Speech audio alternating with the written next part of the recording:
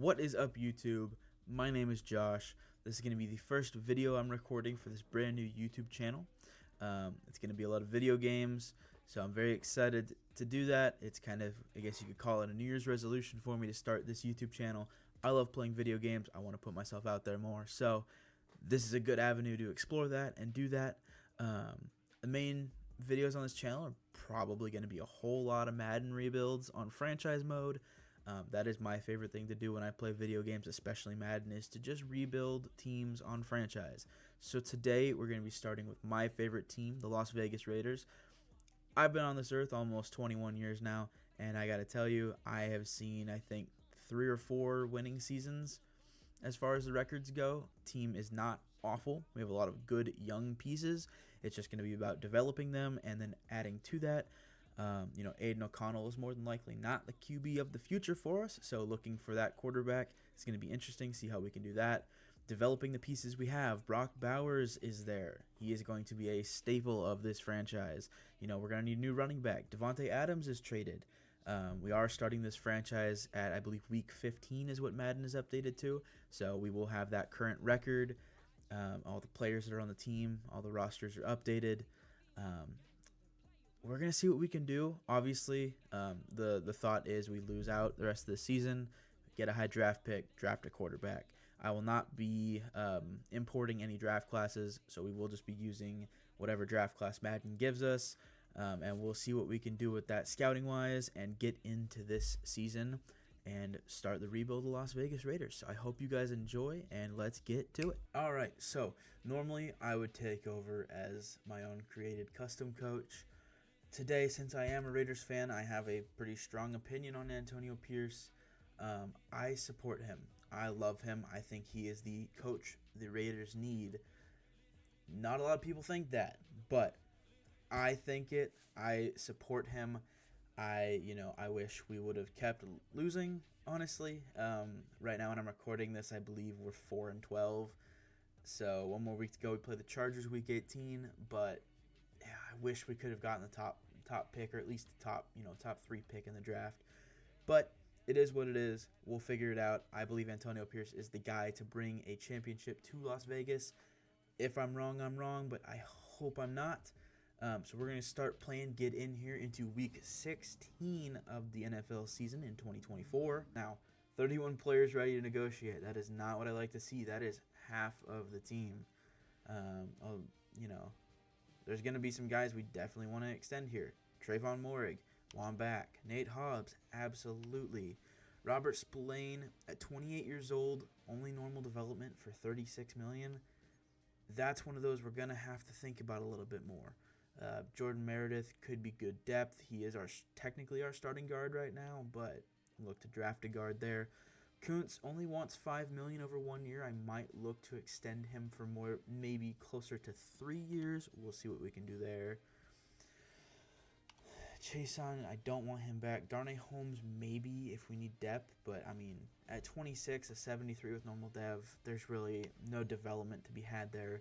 Marcus Epps, great in real life, absolutely needs to be re-signed in real life. But in the game, at 28 with normal dev, there's just not much you can do there, unfortunately.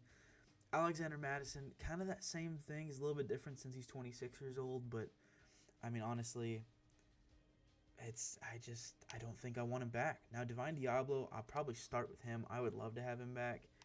I think spreading out the money a little bit, it doesn't really affect the remaining cap at all.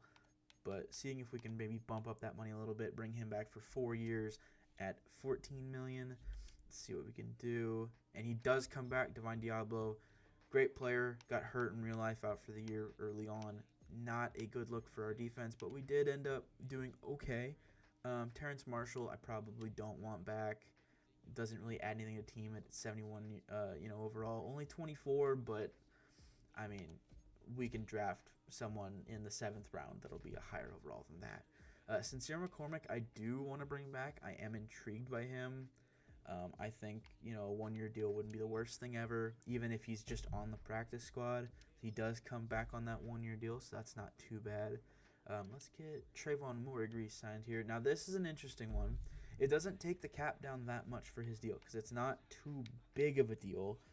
Now, My thought process is, especially with these guys that are going to continue to develop that have higher than normal dev, it's probably better to lock them up into that 30, 31-year-old age season. So that 5-year deal we'd be giving him now would lock him up until 30, free agent at 31. Now, I would not be mad giving him a little bit more money, so let's see if we can bring that salary up and bring that bonus down to $4 million and get him back. He is coming back. That is fantastic. Love to have him back. Nate Hobbs, another big one.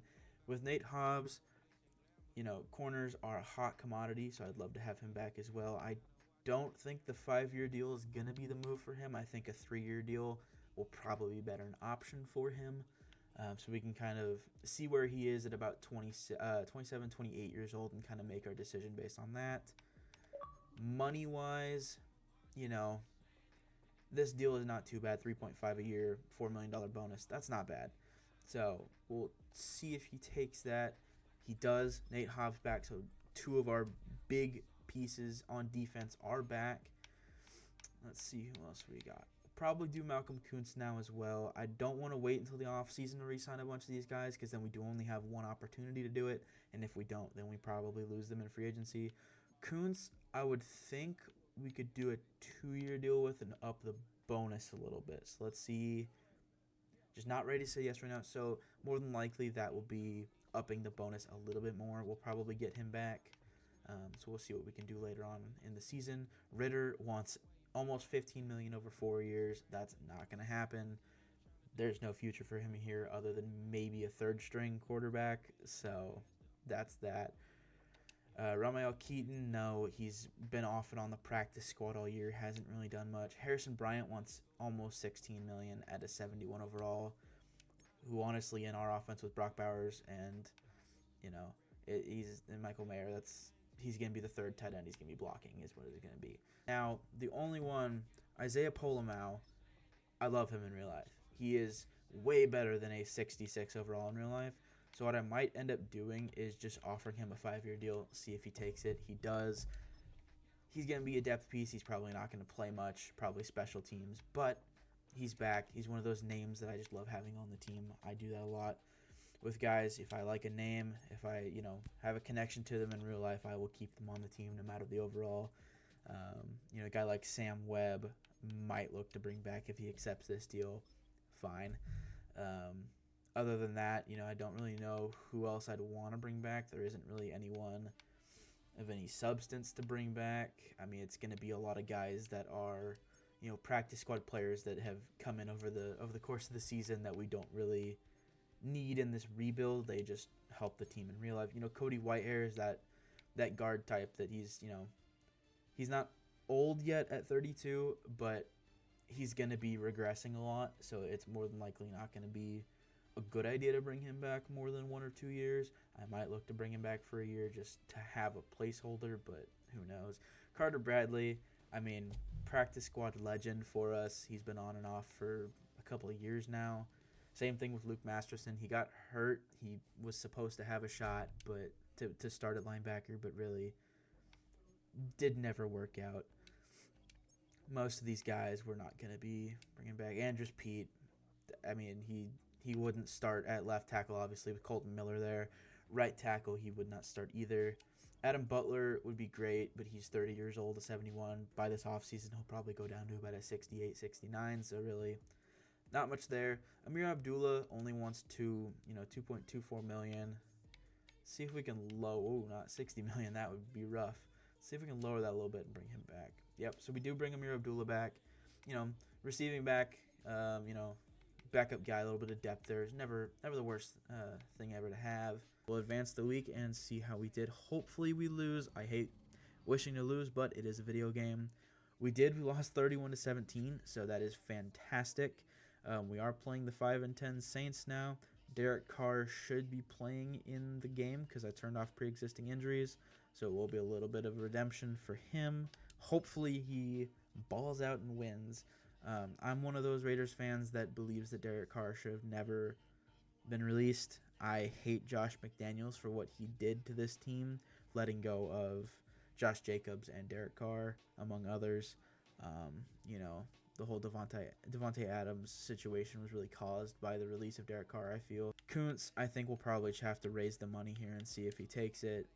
He does. That's fine. I like him. Have him back. Not many guys I want back. Marcus Epps I probably won't bring back. I offered him a contract, but at this point, he's going to be going down in overall pretty quickly, so we can find someone better in free agency if we need to. Madison, no, I don't think there was anyone else. I mean, Ritter, no. The only one I really want back is Spillane. And with the way the franchise tag's probably going to be, I might as well just give him the 4-year deal. I don't want to, so let's try a 3-year deal and raise the money. He does accept, so we have Robert Spillane back, middle of the defense, middle of the linebacking core there. That is fantastic. So mainly, this free agency, we're not going to be making many splashes. It's probably going to be a whole lot of depth, and then in the draft, we're going to be looking for that quarterback. We're going to be looking for wide receiver, running back, offensive line, and a whole lot of defense. So it's going to be interesting. We'll see what we can do here.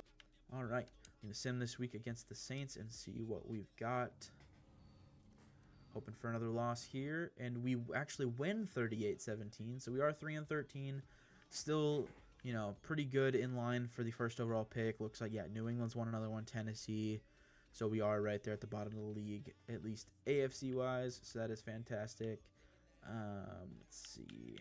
I think we'll go ahead and just sim this week. We don't need to upgrade anyone. We can do that in the offseason. And hopefully, Chargers, Justin Herbert can pull out the win against us. Well, we did end up winning the game 20-6. That is not at all what I expected, so we're going to at least have the 3rd overall pick, if not lower. Wow, okay. Not what I expected for us to win that game. Chargers went 10-7. That's interesting. So I guess that's fine. They have us taking a right end in the first mock draft. None of the other ones are out yet. They happen later in the offseason, closer to the draft. That's interesting. Let's go ahead and look at some of the prospects here. We haven't really done anything on them since we did start right at the season. Quarterback-wise, let's head there. That's going to be our main focus. I believe the way that Madden does it when you start in the season is it automatically scouts players to a certain percentage, and I think it's quarterback. It scouts them to 100%. So by the draft, we should have knowledge on what all these quarterbacks look like. They don't look great. I will say that. It may come to the point where we find a bridge quarterback or rock with Aiden O'Connell for another year. Markel Grimes doesn't look awful. The short accuracy and deep accuracy being that way is great. Medium accuracy is A to B. Under pressure is C. We're not one of his fits, but he has beautiful spiral on all his passes, gets happy feet, and feels non-existent pressure. Not a good look. Does well to avoid sacks by throwing the ball away. That is great. Not forcing balls, making turnovers happen. Slow, elongated throwing motion. In Madden, that is always a bad sign, but it's not the worst thing ever. Elite to great throw power is exactly what I want to see. Skill-wise, we have some... the B awareness is not bad. C break sack, C throw on the run. He's not going to be the most mobile quarterback ever. That is definitely sure. But, it's not the worst option if we have to find something. I'm not saying we have to find a quarterback in this draft. So I don't want that to be... I don't want to be forced into making a choice about that if we don't have to. A 6'5", 230 quarterback. So that's more that Josh Allen type. A under pressure from Bobby Meltzer. And then B across the board accuracy-wise. That's interesting. Marginal to poor speed. That is not a good sign. The accuracies are there, but the awareness is also there. But everything else is kind of iffy. So we'll see how that kind of turns out there. Chris Goddard is top 5 from what it says. Projection at least. 22 years old out of Ohio State, 6'2", 230. B deep accuracy, A under pressure, A short, C medium. Elite to great acceleration, great to good strength, solid or good to solid speed. Looks more of a mobile quarterback, but that accuracy is not bad. The C medium accuracy, but B deep accuracy will always baffle me. I know they're different. I know it means different things, but it will always confuse me how you can have better deep accuracy than medium accuracy. That's just one of my confusions, I guess. Doesn't look bad for Chris Gothard there out of Ohio State. Are there 2 Ohio State quarterbacks? No, it's just him. Okay. I'm just going crazy. Ron Northcutt, a wide receiver, is a top 5 pick, and then Clifton Jackson, left end, is a top 5 projected pick. And then there is a right tackle there that has A awareness, but I mean, we're definitely going to be taking a quarterback before we take a tackle, that is for sure. So we'll back out of there. We've kind of got an idea of some of the prospects as far as quarterbacks go. Not mad about it. This is, for anyone's interested, this is what the playoff bracket looks like. Chiefs got the 1 seed in the AFC. Vikings 1 seed in the NFC. I think the only surprise is the Lions didn't get the 1 seed, but, you know, I'm rooting for the Lions. I love the Dan Campbell story, the Jared Goff story, so hopefully they can win the Super Bowl in real life, if, and knock off the Chiefs if the Chiefs make it, because I obviously despise the Chiefs. All right, let's see here. We will go ahead and sim week by week just in case there is anything that pops up that we need to take a look at. I don't think there is, but just in case, we'll do that. Vikings, Ravens, Super Bowl. Okay, well, interesting. So here's the playoff bracket. It looks like the Lions went out early to the Falcons on what could have potentially been a game-winning field goal there. That is interesting. We're going to view the retirements here. I don't think we'd have anyone, maybe John Jenkins at, 35, 36 years old. That's going to be a lot of these older guys that are going. Taysom Hill ends up retiring. Chris Collier retires after 1 season. Okay. Cody Whitehair, and then, John Jenkins did retire. Kind of what we expected. Here's some of the other ones if you want to look at it. Aaron Rodgers goes ahead and retires. That's a pretty big one for the Jets there. They're going to need a quarterback. Like I said with Josh McDaniels, I have words that I could use to describe Aaron Rodgers, but I'm going to hold them back. Von Miller retires. That's a big one. That's kind of all the ones on the teams. The other players are going to be the older guys that are sitting in free agency that haven't officially retired, but more than likely have retired in real life. Now we can look at Mock Draft 2 here. It is available for us. So Mock Draft 2, we actually have the 6th pick. They have us taking a quarterback. So we do actually, it looks like, have the ideas of what the quarterback prospects look like now. We have their talent levels. And it is not good. Oh my goodness. There's not even a talent-wise round 1 quarterback. Okay. This is interesting because this could change some things. Okay. So this might mean Aiden O'Connell's the starter for another year. Interesting.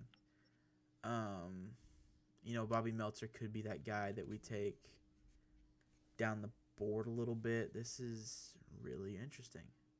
I don't think I've seen a quarterback class this bad in a franchise before. I mean, there's not even a first-round projected quarterback. Round 1 to 2 is a little bit different than actual round 1 talent. Yeah, you can see, what is his name? Alfonso Valentine, a D-tackle, a 300-pound, 6'3" D-tackle out of Florida State. Round 1 to 2 projected, a round 1 talent. So that wouldn't be a bad pickup. Of the guys we know so far. So it looks like we will not be doing any focus scouting or player scouting on quarterbacks. We already know all of them. So it's going to be, a lot of the other positions of need, running back, receiver, that we're going to be looking at. Ron Northcutt looks interesting still.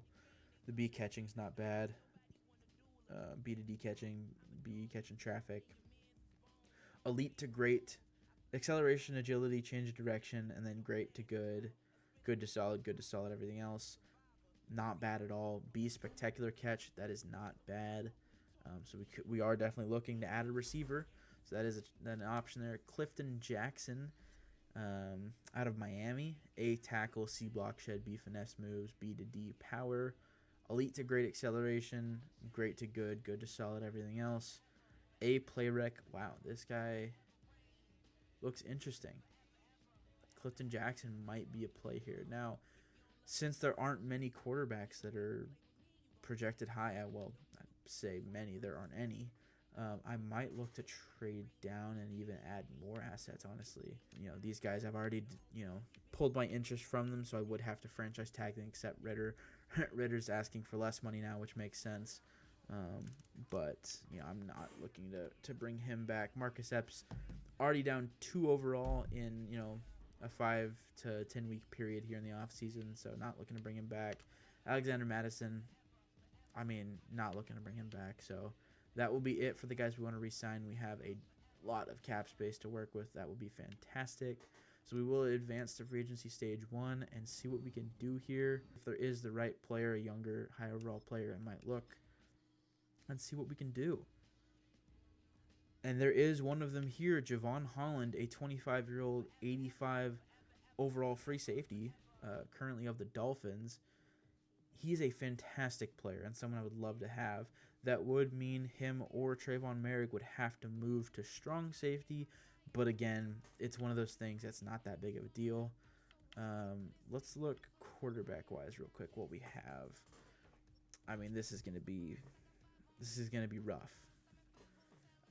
A Mac Jones type could potentially be in play just to get someone that has interest. I'd rather not pay Jameis Winston $40 million or Russell Wilson $26.5 million. Mac Jones has interest. Daniel Jones has interest. This is, with no quarterbacks in the draft, it's going to be interesting. I might offer Mac Jones. I'm not offering him 3 years and lower the money because I don't think there's really anyone interested in him right now, and just see what we can do. Just give him like the lowest of low balls. I don't think, there's 2 teams, it's us and the Steelers. He probably ends up going with the Steelers, but again, it's not the worst thing ever. If we need to, Aiden O'Connell will just start another year. Now this is interesting as well because Jalen Warren's there, Jordan Mason from the Niners is there, Cam Akers is there as well. I believe he was last on the Texans. It's going to be one of those things. It's like Alexander Madison that we had. It's just one of those stopgaps at running back. We have Zamir White, we have Sincere McCormick, but they're not the highest overall players in the world. So it's going to be interesting. Jordan Mason is definitely an interesting one. He does have a little tiny bit of interest. So maybe a 2-year deal, bring it up a little bit to $10 million total over the 2 years. Would be the worst thing ever. See if we're in the hunt for him. We're actually the only team offering him right now, so I might try and lower the bonus a little bit and see if we can kind of sneak in there and just steal him. As of now, only team interested, and we do have the highest offer, obviously, so that's not a bad thing. I might offer on Diami Brown just because he's a little bit younger. See if we can lower that to $8 million. A Bobby Brown guy, just gig him. Texas A&M, my favorite college. I would have loved to have gone there. It was my dream school, but we'll see if we can bring in Bobby Brown III on a couple-year deal. What I'll probably do is I'll probably withdraw my offer for Mac Jones and then try for Javon Holland. I kind of crossed my mind up.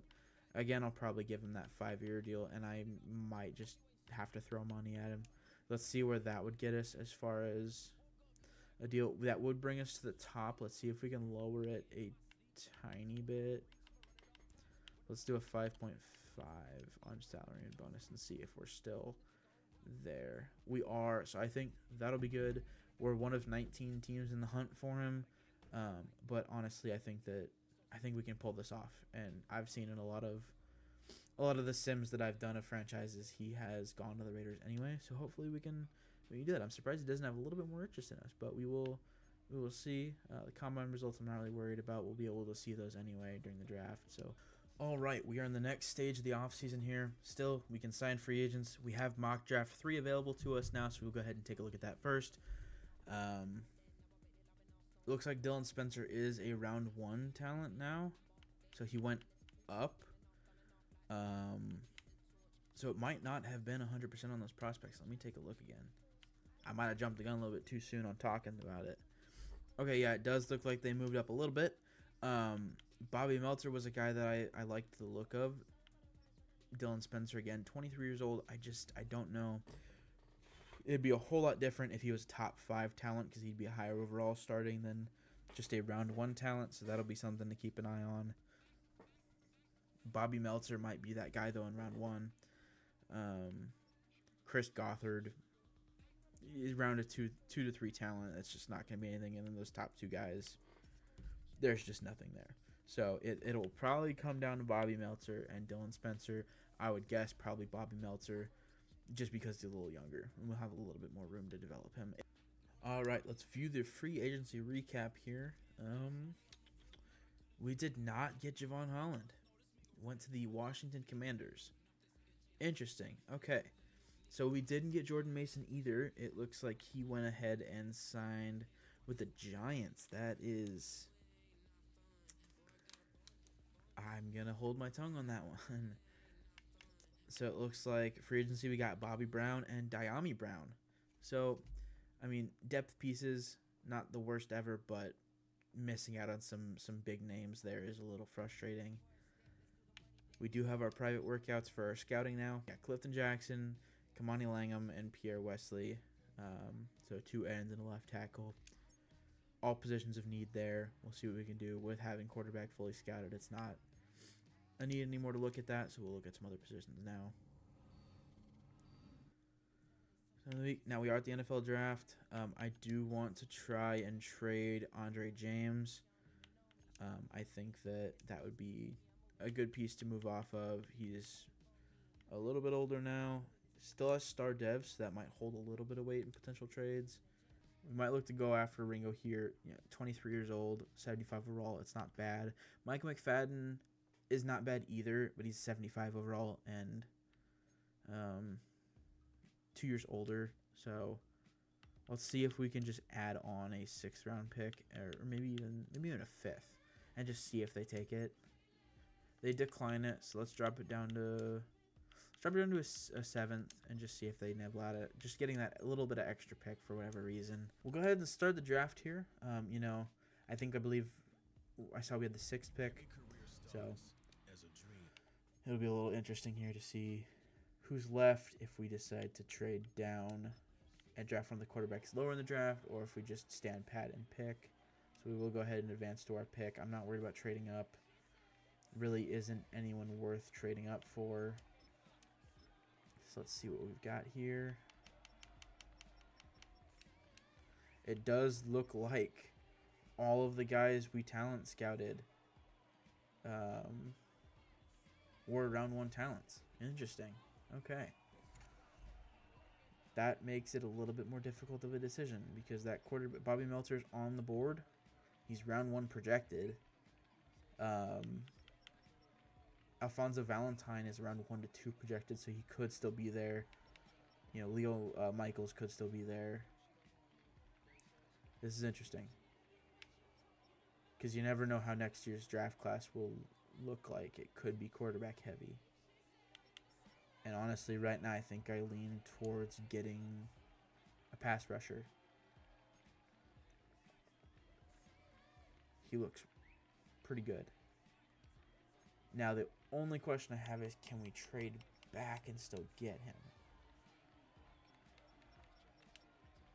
Because, right now, he's looking to be at around 12 as far as class rank. I don't know if I don't think I want to take that risk. I think we'll go ahead and just pull the trigger on him here at number 6. He was the number 13 pick, so that's not bad at all. Good strength to avoid being pushed around. Ability to win using power moves is impressive. Struggles to get off blocks in the run game. That's stuff we can develop him on, and it's not gonna be bad. 90 strength is great. The acceleration's there, the agility's there. Speed is 81. That's not bad at all. A awareness, power moves, tackle, a lot of B's. Not bad. Hit power's an F, but who really cares? Pierre Wesley looks like a decent pickup for us. Number 13 in the draft. That's not bad. I'm not mad about that.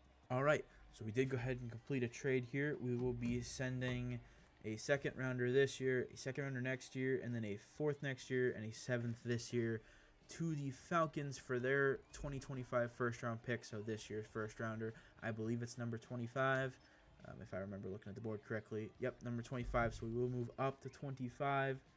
We did have a couple that get declined by them, so we'll go ahead and skip to our pick here at number 25 in hopes to potentially bring in either a quarterback or maybe that D-tackle. We'll have to see what's available here.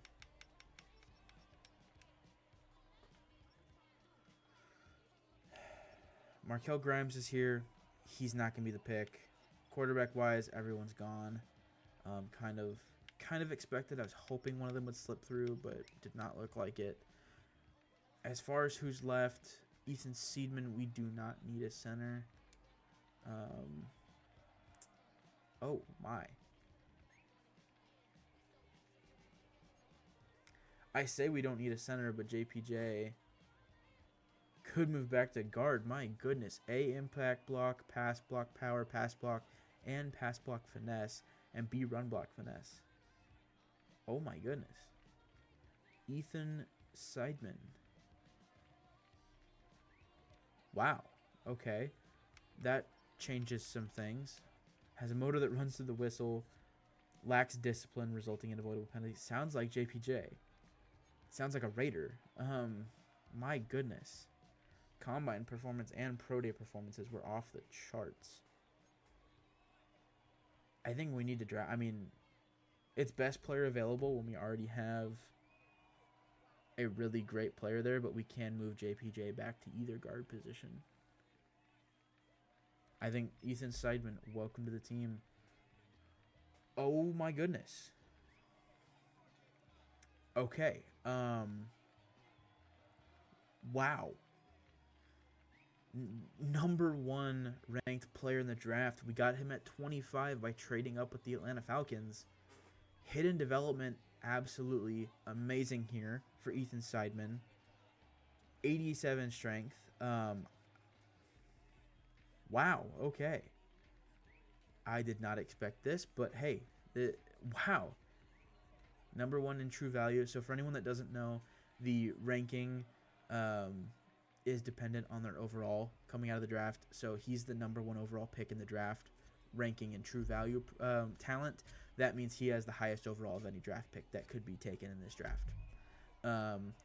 Being the top projected player in the draft, so those quarterbacks that were up there, and I think it was a defensive end and a wide receiver, that does not mean they're going to be the highest overall. It just means that they're projected to go number 1 through whatever. The talent, once we scout them more throughout the season and off season, is what really narrows that down to who is the best. But this is a gem of a pick at 25 and definitely worth trading up for. We do have a pick in the 3rd round. It'll be the 6th pick. So we'll go ahead and sim to the 3rd round here. We do actually have 2 3rd rounders, so we have 70 and 72. So pick 6 and pick 8 in the 3rd round here. Honestly, at this point, it's looking more than likely it is just best player available. So my thought process here when I'm drafting is start with awareness and just kind of go out as far as other stats. So positions of need are going to be defensive end. We did draft the 1, but you can never have too many. So like a D tackle here. These guys don't look bad. They actually look pretty good. Curtis Staley, 6'4", 298 out of Florida. He doesn't look bad. And he has some great attributes as well. I think Curtis Staley will be the pick here. Number 98 true value, so we did draft him at number 70, so it's a little bit of a reach, but again, he's 20 years old. He has, 1 to 2 more years than most prospects do to develop. So I'm not mad about the pick, and he'll be, probably the backup to Christian Wilkins right away. Chris Ford, he's 23. I just said I wouldn't, but A break tackle, A carrying is interesting. The speed is decent. B stiff arm, B trucking. He's going to be a power back. But, the worst thing is we spent a 3rd round pick on a power back. So I think we will go ahead and draft Chris Ford here. Welcome to Vegas. Number 72 pick, we actually took him at 72, so that works out perfect. Does have hidden development. 88 speed is a lot higher than I thought it would be. So I'm not mad about this pick at all. 88 excel, 73 change of direction, 80 agility, 80 strength. So he's going to be that power back archetype, but I'm not mad about it. Ernest Nelson out of TCU. Let's look at Ernest Nelson a little bit. C pursuit, B tackle, B zone coverage. He's going to be more, it's more that pass coverage type. Elite acceleration is not bad at all. I think just for the coverage aspect, I think I'm going to take Ernest Nelson here. and see what we have in him. 343, again, one of those misses. He does have hidden dev. More than likely, it will just be star, though. For anyone that doesn't know, hidden dev means that they don't have normal dev coming out of the draft. It will start at star. They can have star, superstar, or superstar X Factor. Quarterbacks are all gone. So, you know, I'm not really going to be looking to do any of that. So let's look at the wide receivers here. Again, not much. A lot of these guys are, you know, interesting, but not necessarily the best players. You know, if there's someone with speed, yeah, Monty Thomas, 5'8", 190 out of Georgia. A deep route, D catch traffic. He is 23, but a 4.25. I mean, this is literally just a guy that you bring in to return kicks and run go routes. A spec catch.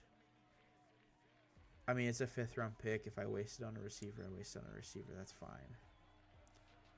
Never mind. Okay. Elite speed makes 50-50 catches look, or makes 50-50 balls look like 80-20 balls. Comes down with the toughest catches. Number 65 in true talent. We drafted him at 134. Has hidden dev. Has 99 speed, 99 agility, 98 acceleration, 94 change of direction, and 90 jumping. We might have just found a diamond in the rough here in Monty Thomas if we can improve that catching. My goodness. Okay.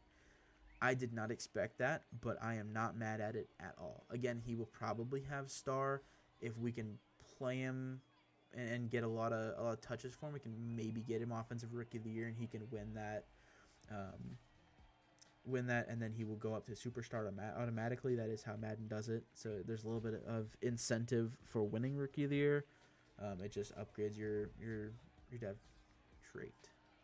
We might look to draft a safety, honestly, to replace Marcus Epps, or at least try to. I mean, these picks they're going to be bad no matter what. There's going to be very, very few guys that are down here that are going to be good. George Peters, welcome to the team. He's going to be pretty bad. 216. I mean, that's not bad. You know, 86 speed's not bad for a strong safety. He doesn't really have any attributes that pop off the paper at you, but C zone coverage, C awareness, it's not the worst pick ever for a 6th round pick. Jared Beeson, 21 years old, B zone coverage. He is that pass coverage archetype. Has great change of direction and speed. Does not look bad, honestly. Man and zone coverage are both a B. Not a good pass rusher, but that coverage is there. He could move to middle linebacker. We could change schemes. Probably not for a 7th round pick, but you get the idea. We'll go ahead and draft Jared Beeson here. Number 405, so he's, I mean, one of the last players. I think there's only 430 in the draft class total. So he does, wow, okay, does have hidden dev. Okay. Not the worst pick. You know, obviously, true value means overall it does not take into account dev traits or anything like that, but that's still interesting to get hidden dev. We'll go ahead and sim out of the draft here. That was our last pick. I think it's not a bad draft class. I don't think it's the best one I've ever had, but you know what? We'll look at the draft recap, see what we have to work with here, and then we'll go from there. All right. Wow. Pierre Wesley, 76 overall. That's fantastic. But Ethan Seidman, head of the draft class, best true talent value in the draft class, an 82 overall. My goodness. I mean, he's our 2nd highest rated offensive lineman as a rookie. That's fantastic. So JPJ will slide probably back to left guard because we do have Dylan Parham at right guard. And Ethan Seidman shores up the middle of our line for the next decade. Wow.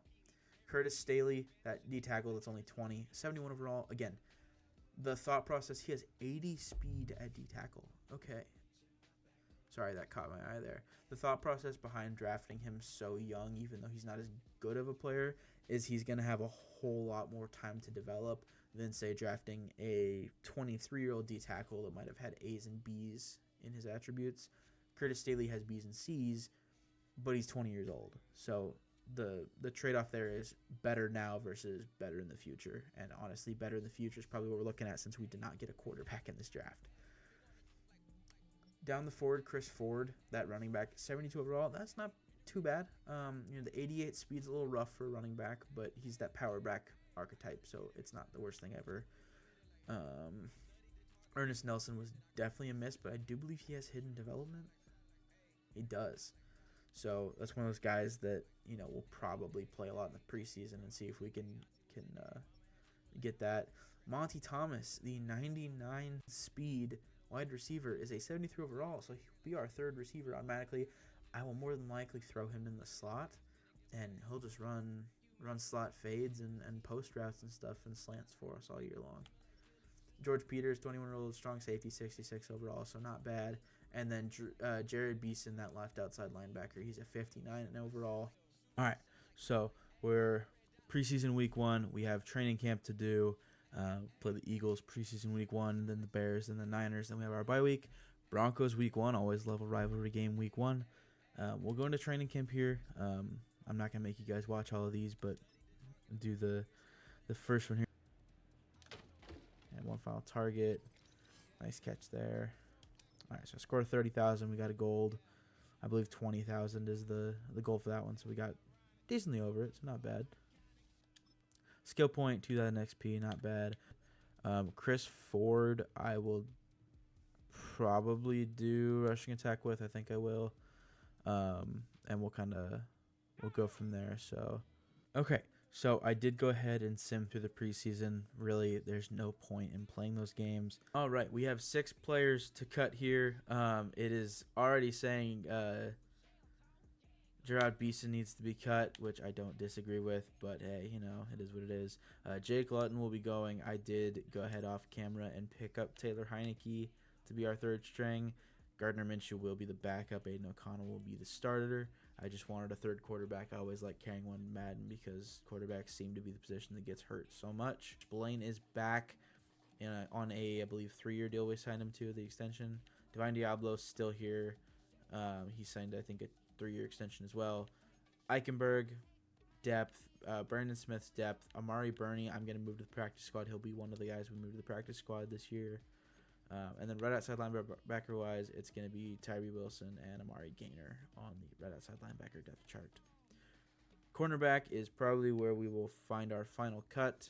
I'm not going to cut any of the safeties because we have Trevon Murray, Trey Taylor, and then Christopher Smith and George Peters, the rookie. So George Peters will be thrown right into the starting role. Best way to develop him is just throw him right in, and I was not able to get Javon Holland in free agency. So we're standing pat with that one right there. Nate Hobbs, Jack Jones at corner. Khalil Ringo, who we traded with the Eagles. We gave them Andre James, the center. So good pickup there. 23 years old, 75 overall. A lot of room to grow. He'll be the third corner, potentially the slot corner. Jacorian Bennett, 25, also 73 overall, but a little bit older. So he'll probably be that depth piece. DeCameron Richardson, Kai Blue Kelly, Sam Webb, MJ Devonshire, and then Keenan Isaac. Isaac will be the one moving to the practice squad. All right, at the midseason mark, we are 1-6. The tank is officially on. Wow. I expected us to be bad. I'm not going to lie. I did not expect us to be this bad. So, first off, we'll upgrade our players. We'll go look at who needs contract extensions. We should have a decent bit of money. Bowers needs an upgrade. Seidman gets an upgrade up to an 83. We probably know their dev traits by now, so we will upgrade and see. Everyone's going to have some morale lowered. We don't know Ethan Seidman's. That's interesting. Did he get hurt, or are we just...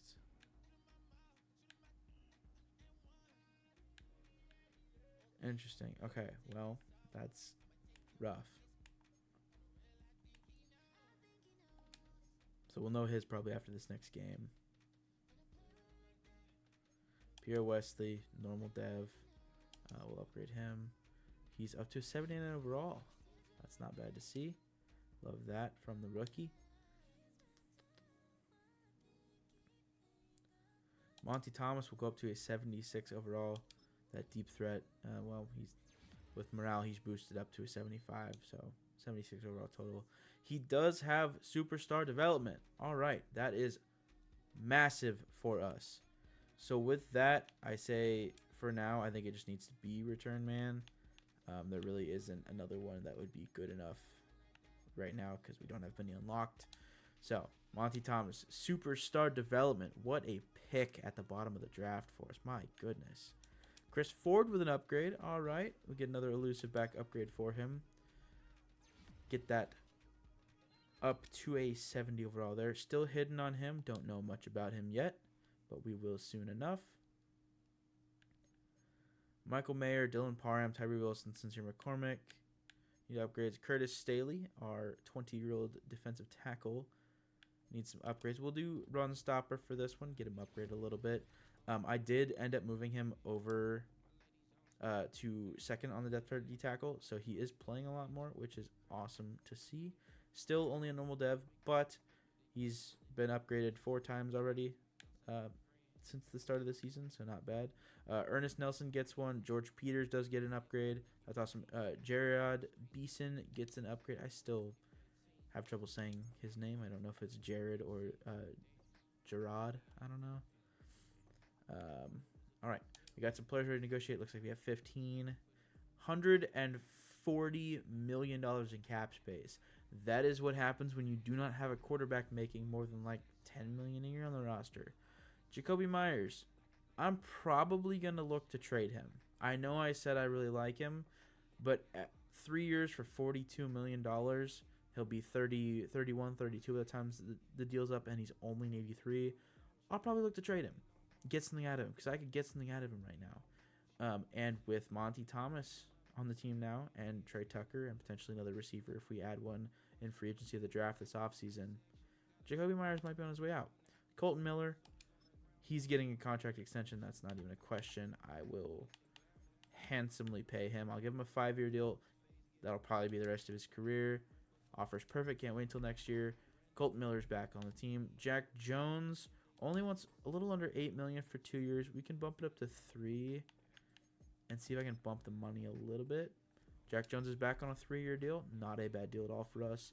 Bobby Brown, I forgot it was a 1-year deal I signed him to. I probably won't re-sign him. Zamir White, I will not be. Sincere McCormick, I won't be. Minshew, absolutely. He wants almost $40 million. I will not be re-signing him. Dylan Parham, I would not be mad giving him a 2-year deal at $10 million. Dylan Parham is back for 2 more years. Thayer Mumford won't be back. Jalen Moore won't be back. Sam Webb will not. Not many guys here. AJ Cole, if Daniel Carlson's back as well, he will be as well. I'm going to give them lifetime deals. And he doesn't want the money. That's fine. Daniel Carlson will probably take it. Bump the money a little bit.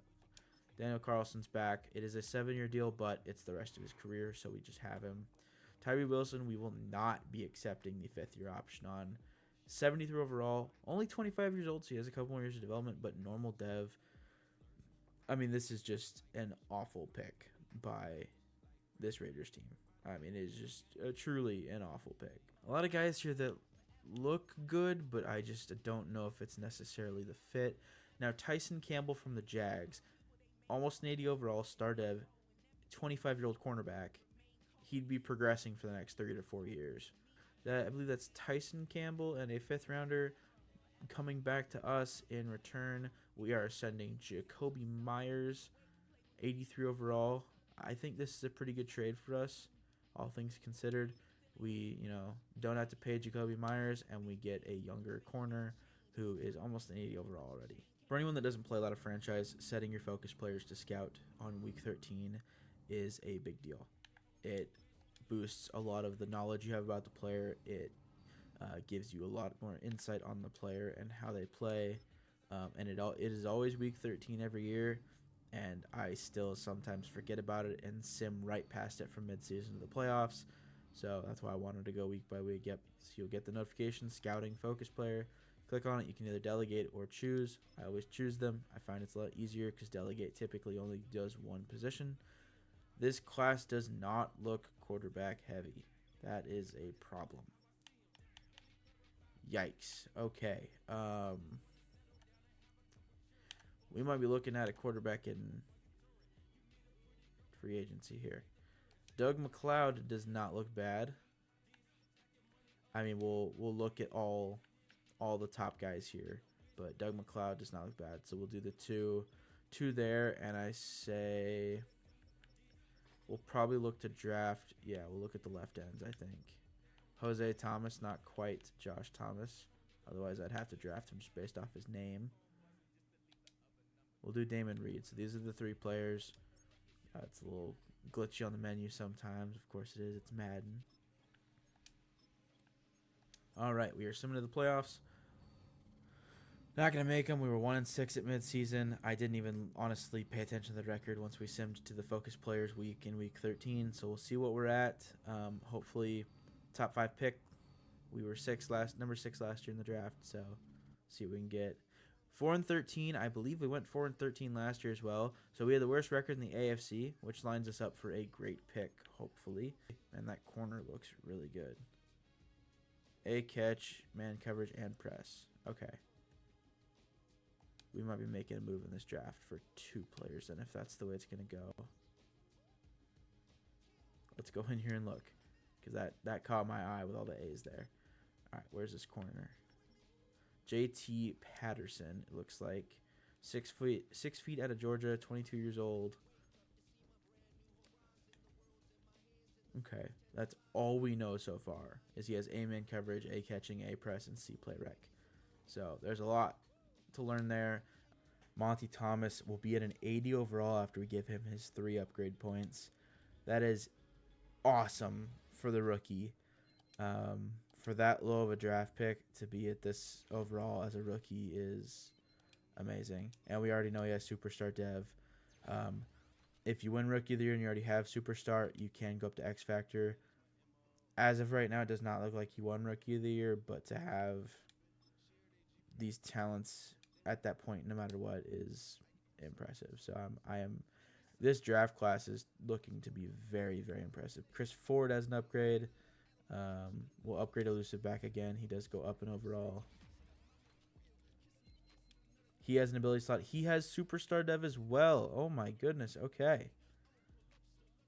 Well, this draft class is getting better and better and better. My goodness.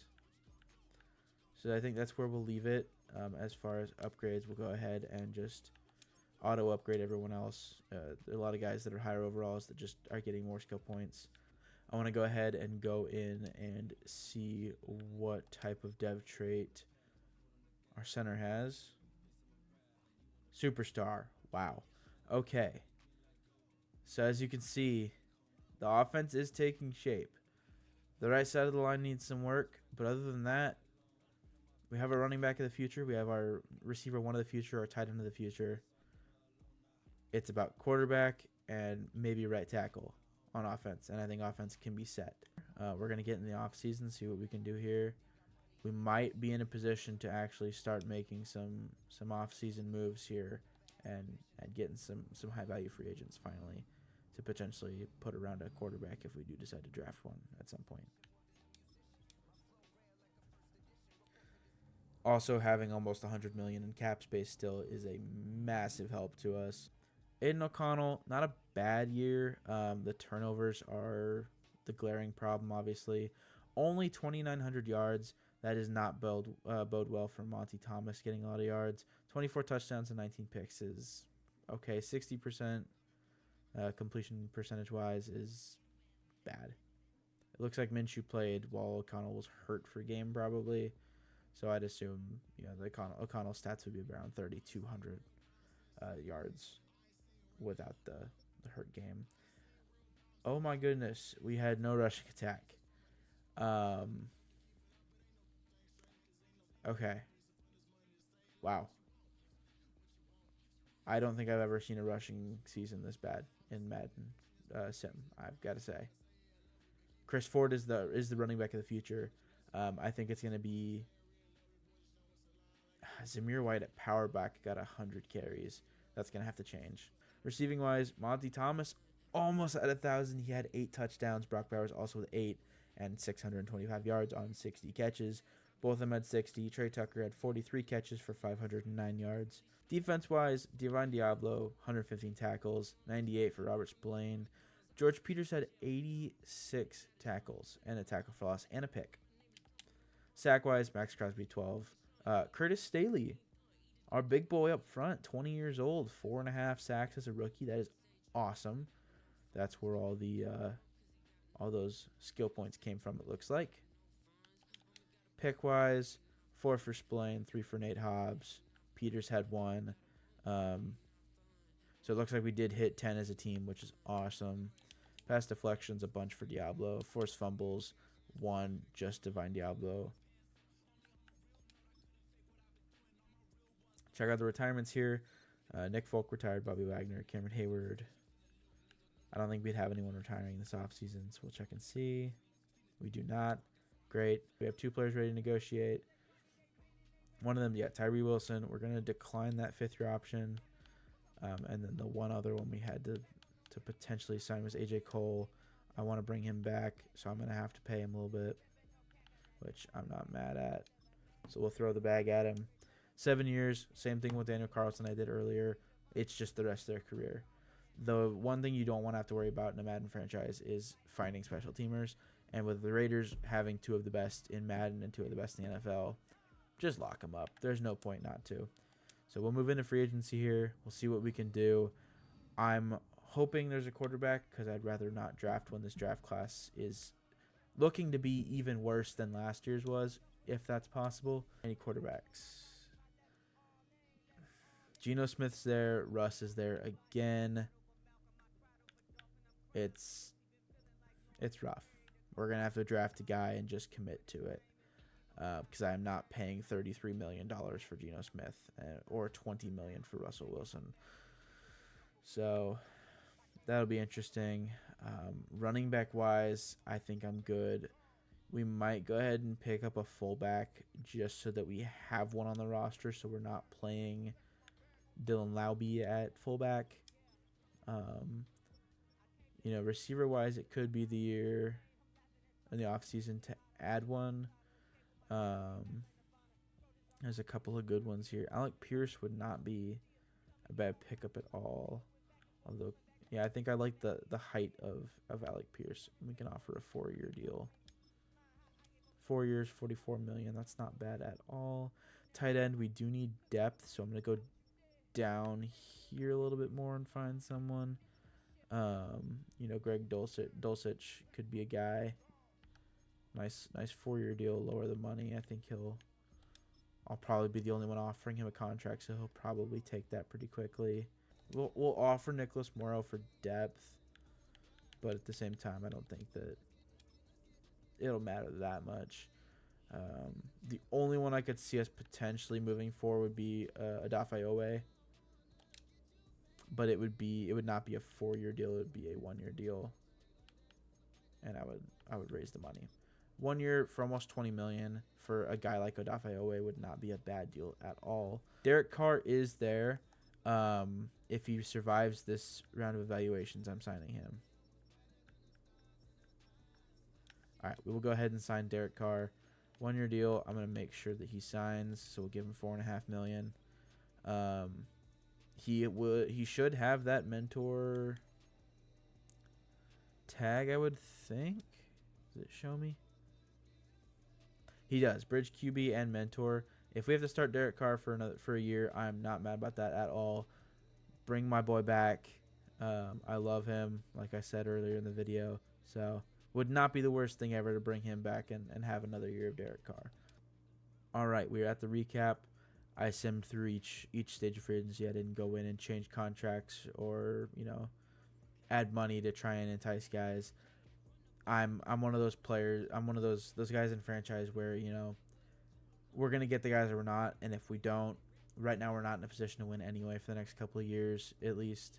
So it's gonna be more of okay, if we don't get them, then hey, we have more money. So Derek Carr did come back. Greg Dulcich, Kari Blasingame, and then Nicholas Morrow. So 2 former Raiders coming back in Morrow and Derek Carr.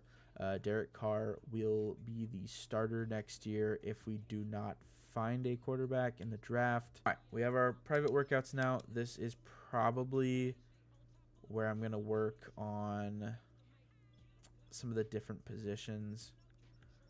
Let's see. I'm going to work on Jose Thomas, I think. The quarterbacks. Doug McLeod is a round 1 projected, but round 2 to 3 talent. We already know everything we need to know about him. All the other ones are undrafted free agents, potential-wise. That is rough. So there are 2 guys that Madden's saying we should even think about drafting the entire draft. That's not good for anyone that doesn't play Madden. Raheem Wallace out of South Carolina looks decent. Even Edward Yates out of South Carolina. So 2 South Carolina guys there. They look pretty good. We'll go ahead and use our remaining on them. So 2 tackles, and then I believe it was the wide receiver that we used it. Or no, it was one of the defensive ends that we used it on. So kind of the same as last year. Flipped it. We used 2 defensive ends and a tackle last year. We're doing the opposite. We'll go ahead and advance to the draft, and we'll go ahead and get our draft started for this offseason in 2025. All right, we're heading into the draft here. We're going to look to see what we can do. We do end up having the 2nd pick. I'd like to go quarterback here, but it looks like both of the quarterbacks are pretty bad. We might be able to get Doug McLeod from Utah in the 3rd round. I think that he might drop that far. I would hope he does. That would be nice, but I guess we'll just have to wait and see on that. You know what, JT Patterson, I did want to draft him. That great speed. I mean, a 4.36 at corner is fantastic. 4.32 at his pro day. Decent strength, pretty, decent everything else. Skills wise, a catch, man coverage, press, and zone. He looks like the best player in the draft. So I think we will go ahead and just pick him at number 2 and just kind of hope that he is that best player, that top 5 talent type of guy. So we'll go ahead and draft JT Patterson here. He was ranked number 3 in true value. We drafted him at number 2. Scouting report on him: high football IQ, stands out on film, plenty of good man coverage film, and displays good knowledge of zone concepts. So really no negatives there for the number 3 true talent in the draft. Getting him at number 2 is not bad at all.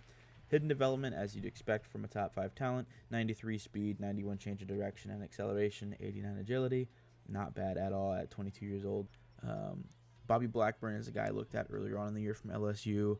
He doesn't look bad at all. Only 21, 6'2", elite speed, or great speed, elite acceleration, but 4.62 for an outside linebacker is not bad at all. Skills wise, has a bunch of A's, bunch of things that pop off the stat sheet for me. So I think Bobby Blackburn will be the pick here for us. We did draft a lot of outside linebackers last year in the draft, but those guys are a little bit low overall than what it looks like Bobby Blackburn will end up being. So we'll go ahead and take him here in the 3rd round. All right, that's a good sight. Number 27 in true value, we got him at number 66. Scouting report: good football IQ, a sure tackler, but will have trouble keeping up with tight ends and running backs. Not the worst problem ever. Dylan Whitaker out of Penn State, who I did look at. The block shedding is an F, which is rough, but yeah, he does not look to be. I mean, a 5th round pick. Yeah, sure, he looks like a 5th round pick, but I think we can find someone that maybe will be a little bit better for us. Receiver will probably not be in play here, just with the way things are turning out. I mean, Nicholas Owens looks pretty good, but at the same time, a lot of Fs. So it's one of those things I'm not sure I'd want to take a risk on that. Defensive-wise, I would like to draft an end, but there are a lot of older defensive ends in this draft class. A whole lot of old ones, actually. My goodness. Okay. Dylan Whitaker's still here from Penn State. He doesn't look bad. I think we'll go ahead and make the move to take him and see if we can maybe develop him. Again, it's just a 5th round pick, so I'm not exactly stressing over it at all. He was number 106 in true talent. We drafted him at 130, so that is a decent pick. John Phelps is an interesting one. C deep accuracy, B short accuracy, and B under pressure. Decent speed for a quarterback. 4.75 is not awful. He has A trucking and A throw on the run. Only C deep accuracy, but that's not the worst ever. Short accuracy is a B. Honestly, it's a 5th round pick. I might as well go ahead and draft him. He has undrafted free agent talent, but you never know. Could develop him into something if we end up starting him over Aiden O'Connell. So I think we'll go ahead and take John Phelps here. Zaire Winslow out of Tennessee. He's 21 years old. B zone coverage, D tackle. He has elite acceleration and great speed for an outside linebacker. He might just end up being the pick. I know we're drafting a lot of linebackers here, but I'm just kind of thinking of glaring needs, and this is going to be one of those that it's not glaring, but it's always good to have extra depth at those positions. So I think we'll go ahead and pull the trigger here on Zaire Winslow. Nicholas Owens is still here out of Oklahoma State. I might look to draft him just for the A catch in traffic, just to see what that is. I'm intrigued by it. Everything else is awful, but it's a 6th round pick. More than likely was not going to be a good player anyway, so I'm just going to go ahead and draft Nicholas Owens here. I stand corrected. Ranked number 59 in true value. We drafted him at 162, so that is actually a fantastic pick. Has normal development, but has 90 speed. They questioned if his speed would translate to the NFL in his scouting report, so I'm a little interested in why that is. 95 acceleration, 94 change of direction. The A catch in traffic really caught my eye. Everything else is bad, but we'll see what we can do with him. He'll be a good depth piece for us. I might end up go ahead and drafting a tackle here just to have one. A awareness is not bad for a tackle. Looks okay.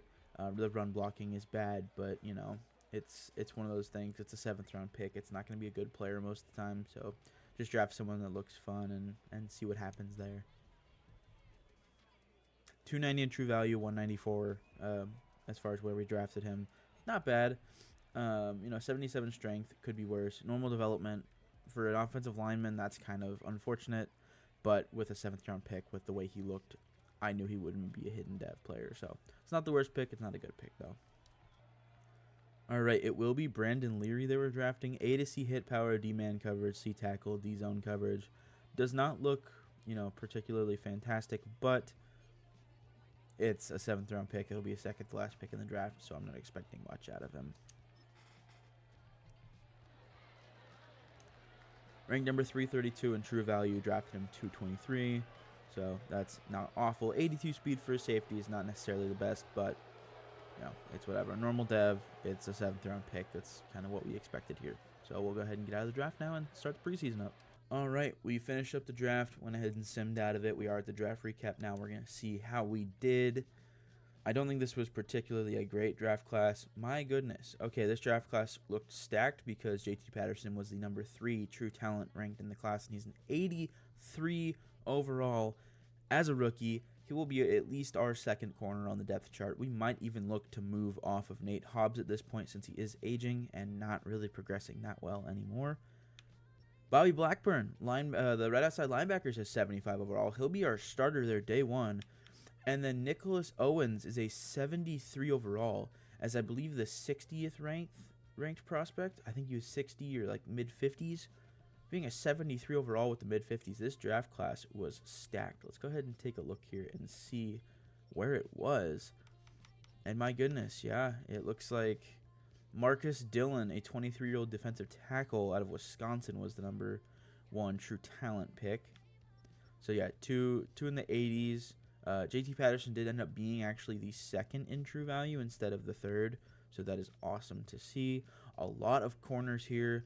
We did have a fullback in the 6th round go to the Titans named Adam Cooper, is a 77 overall, so that's interesting. We had a bunch of the players that were a little higher up, which is fantastic.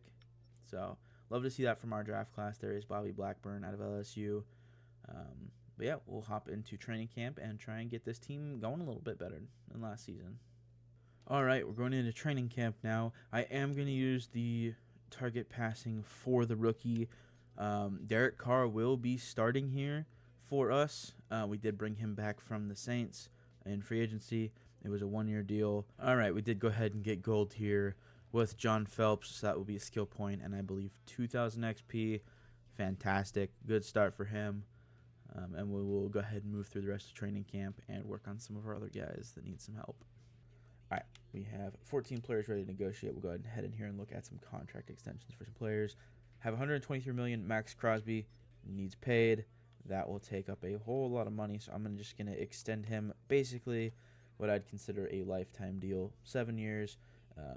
It'll be, pretty big, but it gets him out of the way. We don't have to pay him at all the rest of his career, more than likely. And he does go ahead and take that. In my mind, that's not a bad deal. Keely Ringo needs a deal. He's only 24, 76 overall. I think I'm going to go ahead and give him a 4-year deal and look and see if he does that. Need a bigger offer to overcome this team not being a fit for me. Okay, so more than likely, we'll just have to up the bonus on that a little bit. Trey Tucker, I wouldn't mind having back. We can definitely look and see what we can do here. Try lowering the money just a little bit. And, yep, he doesn't want to be here either. That's fair. Trey Tucker might be one of those guys that we look to not bring back necessarily. Michael Mayer, I absolutely want back. I think on a 5-year deal, we can lower the money a little bit for him. He does not want to be here either. That is completely fair. With the way we are not winning a lot of games right now, I don't blame a lot of these guys not wanting to come back.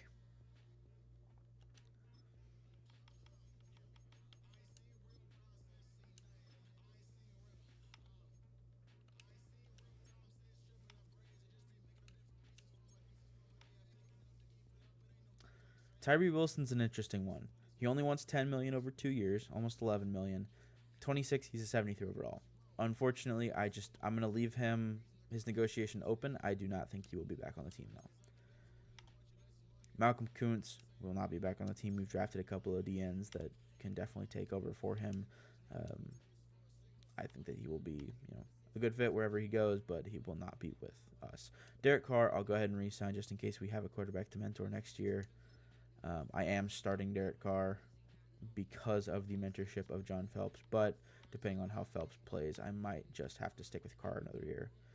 Fullback, yeah, we can bring our fullback back. There's, give him 2 years, see if he takes that. He's just not ready to say yes, so that's fine. And then Brock Bowers, we will have to accept the 5th-year option. There is a thought to be had about just declining it and extending him next year because he's only going to get better. It would save us a bit of money.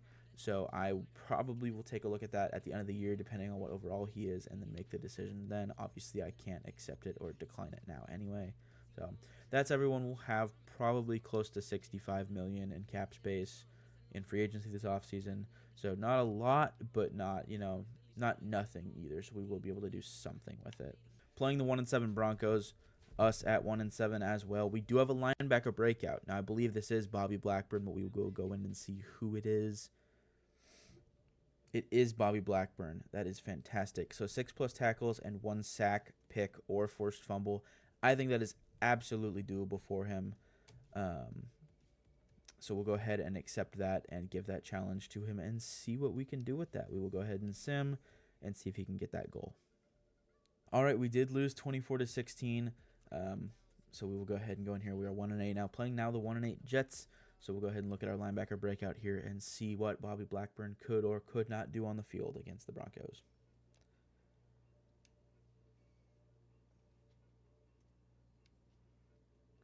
Looks like he did not reach the goal. He does earn 2,500 XP, but that is a little unfortunate that he did not have the breakout and upgrade his dev trait.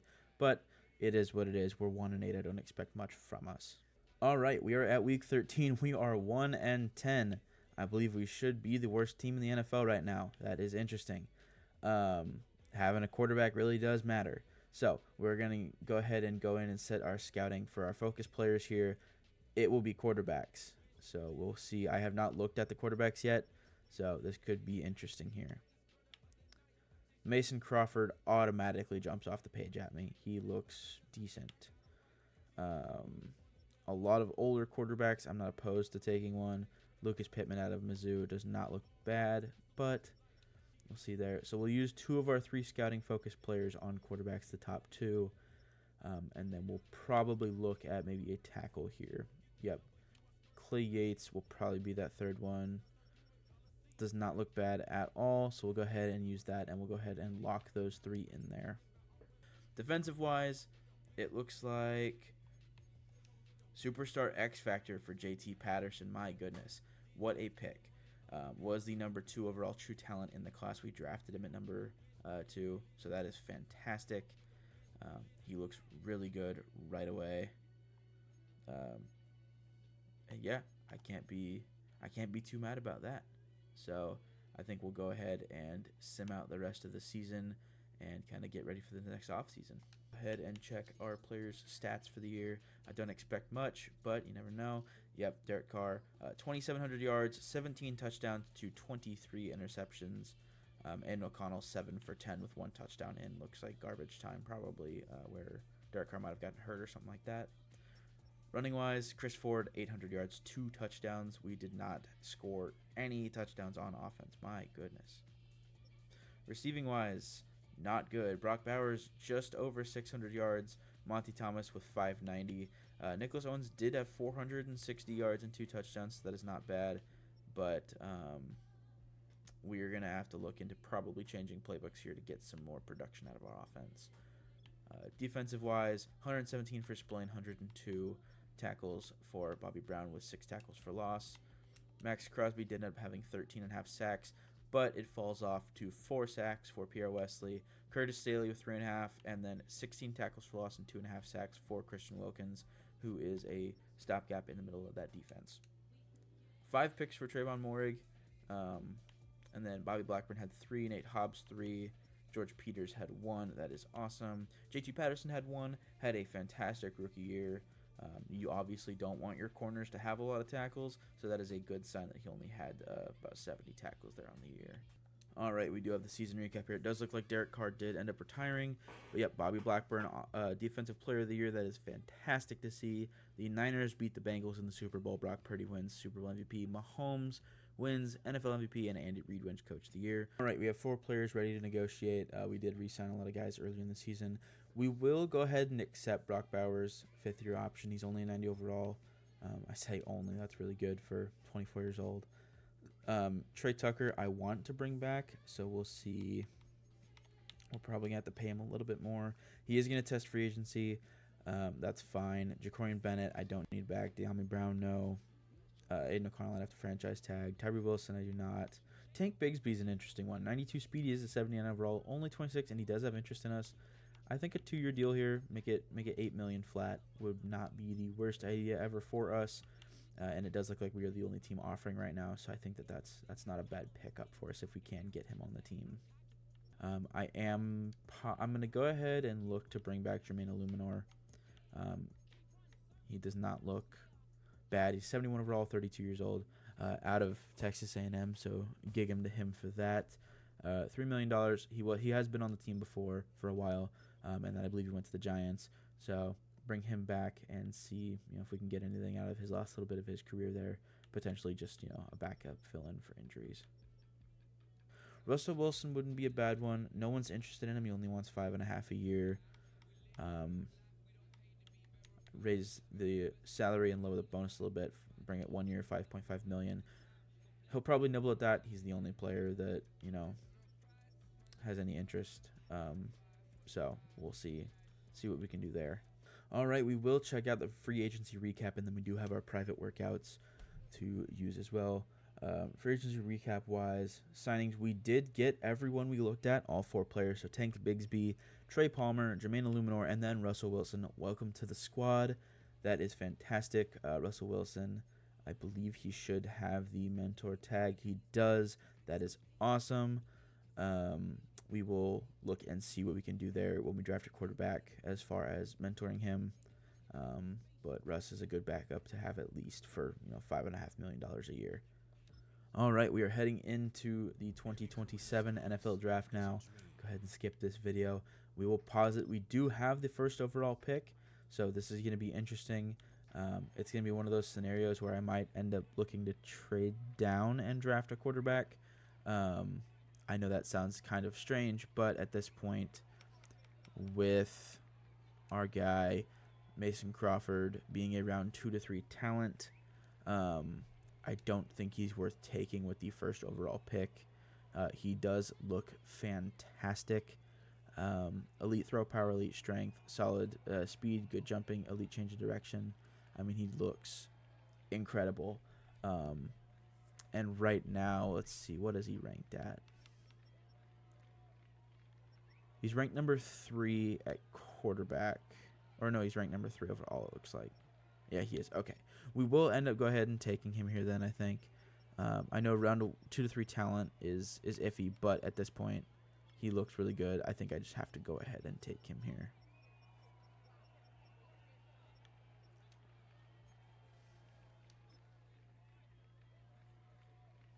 Okay. He was 51 in true value. We drafted him at 1. He has hidden development. That 94 throw power is really, I think, what drew him to me. Obviously, the other quarterback will be a higher overall to start. I do think Mason Crawford's ceiling is a lot higher. All of those A's really, really jump off the stat sheet to me, and looking at his attributes, I think he can be a very, very effective, productive player for us and potentially be our franchise quarterback. So I went ahead and pulled the trigger, took him at first overall. Yes, I probably could have traded down and still taken him at 5 to 6, but I didn't want to take that risk and lose out on the quarterback that I think will be the best in the draft class. Tresman Hendricks is the free safety that we looked at. I think we'll go ahead and take him. The B hit power A awareness is good. B man coverage and play rec, not bad. So I think we'll go ahead and take Tresman Hendricks here. Ranked number 33 in the draft. We drafted him at 33. There we go. Hidden dev, what we like to see. There is a strong safety that I looked at, Delonte Humphreys, 21 years old, A to C hit power, C man coverage, B zone coverage, great speed, elite jumping. I hate to draft so many secondary guys, but I think I will go ahead and pull the trigger on Delonte Humphreys here. It's kind of best player available at this point. We got our quarterback who we think will be our QB of the future. So I think we will go ahead and pull the trigger on that. Wow. Number 5 true value in the class, drafted him at number 65. Does have normal dev. I was going to say should have hidden development, but does have normal dev. 90 speed, 91 jumping, 91 excel, or 88 excel, 91 agility is not bad at all. And the number 5 rated player in the class. That is fantastic for us. So Trayvon Merrick might be a player we look to move for some draft capital at some point during the season. All right, we are at the end of the draft. I did go ahead and just wrap up the last couple of picks of the draft. We'll go into the draft recap here, and we'll talk about our players. All right, so Delonte Humphreys is probably the big name other than our first-round quarterback. He was the number 5 ranked player in the draft class at a 76 overall, so this draft class does not look to be too fantastic. If you'll see down at the bottom, we did end up taking a wide receiver, a tight end, and then another quarterback. The quarterback, I just, last pick, whatever. I just wanted to get it over with, so we did end up taking him. But Tresman Hendricks does not look bad at free safety. Mason Crawford, our QB potentially of the future. So, some good picks, some bad picks. Overall, I think it was a pretty good draft class, and we will get into the training camp. All right, training camp here. We are an 83 overall flat on offense and defense. Target passing will be used on Mason Crawford. I think that he could be a really good player for us, does have hidden dev. So, it'll be one of those things. We're going to try and develop him as quick as possible here. All right, we did go ahead and get gold for target passing, so not bad. I'm going to go ahead and wrap up the rest of training camp for our other players, and then we will head into the preseason. All right, we have some players to upgrade here. Mason Crawford has 2 upgrade points. I always like to wait until the end of the preseason to upgrade anyone. We're going to go ahead and upgrade Strong Arm. That'll give us the best chance to get him up to a 75 overall with these 2 skill points. And it looks like we will get him to a 75. That is an awesome start to his career here. He does have an ability slot. All right, so that is huge. He does at least have superstar development. So even though he was the ranked 50 whatever in the class, we did take him at number 1, and that is exactly why. So Mason Crawford looks like he will be a great quarterback and our quarterback of the future. All right, it is week 13. That means our scouting focus players. That's awesome. We are 9-2. I've been simming week by week. kind of checking out everything, making sure players are upgraded and everything. So 9-2 on us looks fantastic with a rookie quarterback. We have made fantastic strides to improve our secondary, to improve our defensive line and our offense, and it is paying off here in year 3 of this franchise. Mason Crawford will be up to a 79 overall with this upgrade, playing up to an 81 overall. That is fantastic to see from the rookie. We will go ahead and change out the spin cycle. We'll go ahead and do the tight out. It's the only ability we have right now with how low of an overall he is for Superstar Dev. So that is awesome. We'll go ahead and upgrade these other guys and then get out of here and do our focus players. All right, so this season for focus players, I would love to bring in a receiver. We do have a top 5 talent at receiver. So this could be, a class where we bring in some receivers, a deep threat. That's a top 5 talent. I'm going to be looking to draft a right tackle here. So we know the talent on some of them already. We can use it on the others to kind of get a better idea of some more of them. And I think we probably will look at left tackle as well, just to see if we can move one of them to right tackle. So we'll go ahead and put those 3 in. So 2 right tackles and a left tackle for our scouting focus players. I think that'll help us out solidifying the offensive line, and we're also using one on a receiver as well. All right. We are in the wild card round. We did make the playoffs with an 11-6 record, a fantastic season with a rookie quarterback in Mason Crawford. So we will go in and look at the stats real quick, just kind of check and see. I got a peek of it over on the right side. It does look like he led the league in yards at least. Oh my goodness, 4,800 yards, 44 touchdowns to only 12 interceptions on the season, almost completed 70% of his passes. This is MVP level quarterback play here from rookie Mason Crawford. My prediction of him being the best quarterback in the draft class is turning out to be fantastically correct. Honestly, we could not have had a better season, I don't think, with a rookie quarterback. Let's look at our rushing stats. Tank Bigsby, only 800 yards. Mason Crawford did take about 300 of those. And then Chris Ford only had 100 yards but 3 touchdowns. The rushing game leaves a lot to be desired. As we upgrade the right side of the offensive line, I think that it will get better. It's just about getting these guys some more touches, I feel like. Receiving-wise, had 2 1,000-yard receivers, almost 3.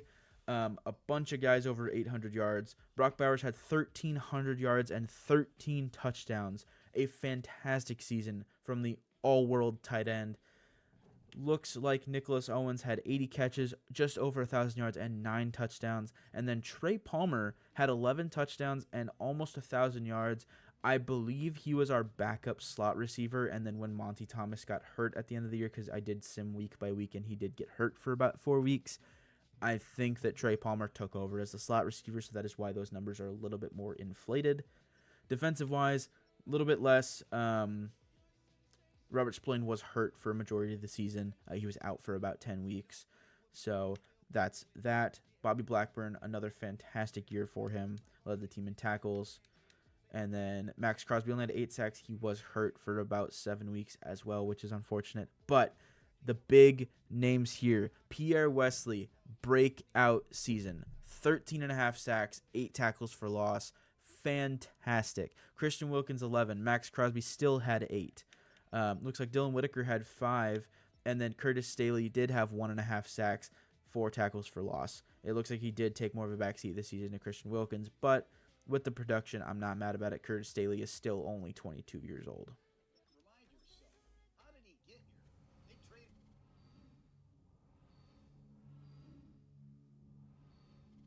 All right. We did go ahead and win. We won 30-28. Went ahead and simmed that game. Moved on to the divisional round against the 11-6 Bengals. Pretty even matchup here.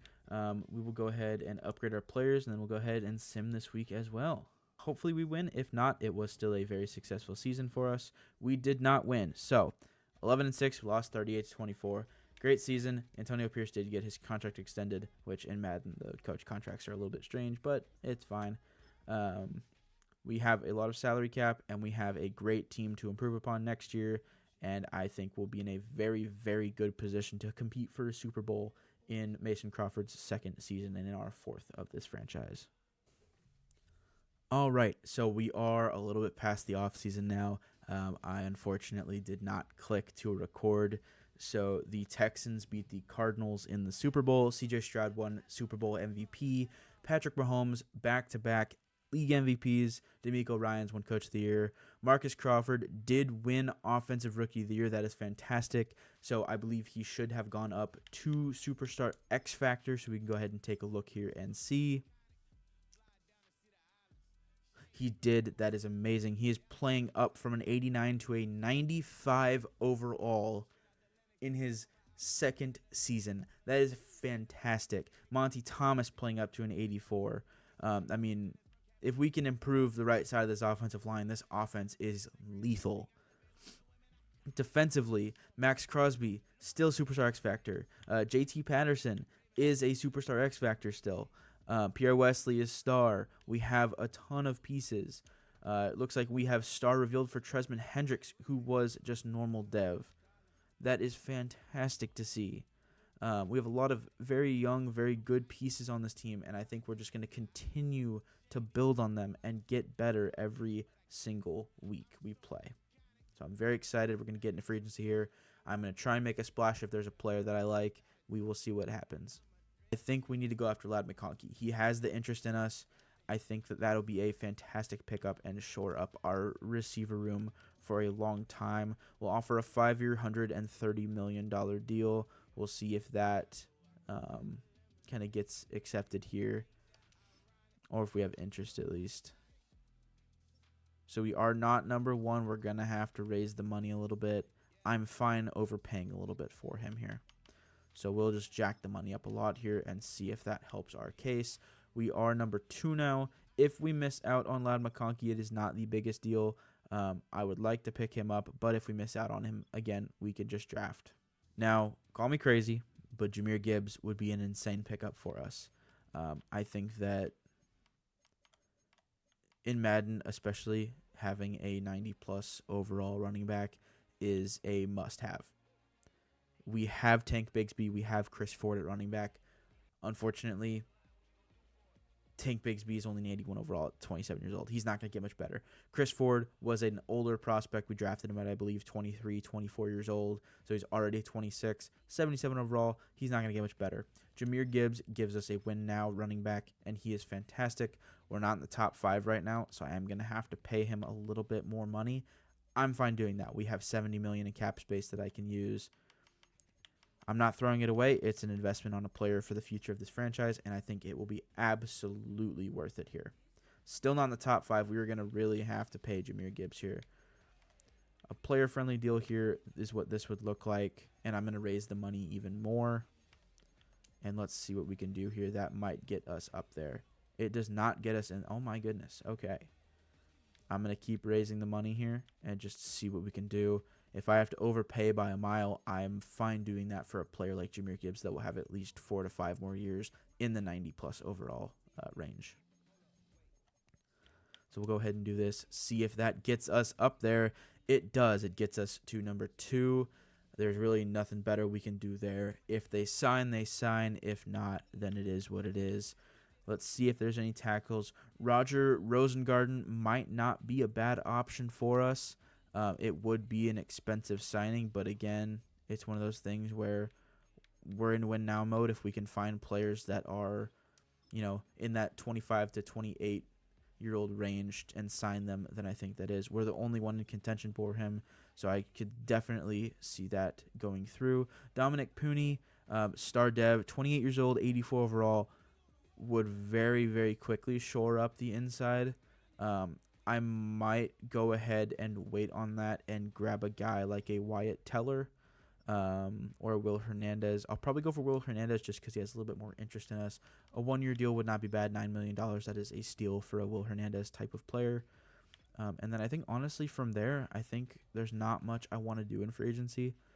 We have a lot of good pieces, so I think just building on what we have will be a big thing for us and, potentially getting some depth. But I think, other than that, I think we might be good to go here. We're going to go in here. Hopefully we were able to pick up some of our players. Unfortunately, we did not get Jahmyr Gibbs. We did get Ladd McConkey. We did get Roger Rosengarten. And we did get Will Hernandez. Shoring up the right side of our offensive line was one of the biggest tasks we had this offseason, and we have done it here. I can still probably draft a right guard in the draft, but right tackle is shorn up. 26 years old, Roger Rosengarten will be the right tackle of the future, at least for now. Ladd McConkey, superstar X Factor, 26 years old, 88 overall, is amazing for us. Obviously, Jahmyr Gibbs would have been really nice, but it is what it is. We did not end up getting him, so that will be perfectly fine. All right, we're going to get into the draft here. Go ahead and skip this. We do have the 26th overall pick. I'm not really looking to make a move, so we will just go ahead and sim to our pick here in the first round, and we will see what we can get here.